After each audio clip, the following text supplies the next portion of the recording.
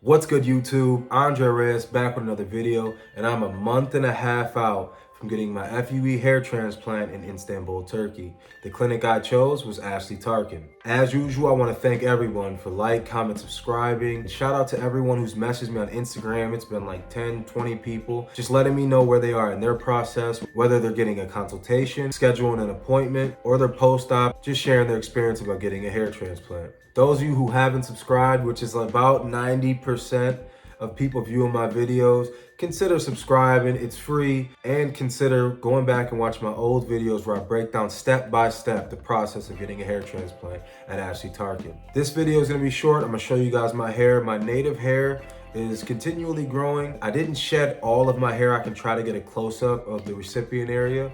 Also, there's small hairs breaking through the scalp, which get you kind of excited, give you some kind of reassurance that you're moving into the right direction. Also, my donor area. My donor area is thickening up. I mean, week by week, it's starting to get a little thicker. That's my month and a half update. Again, thank you everyone who's comment, subscribing. If you're on your hair transplant journey, good luck. I wish you the best. I'll see you guys in my 2-month update.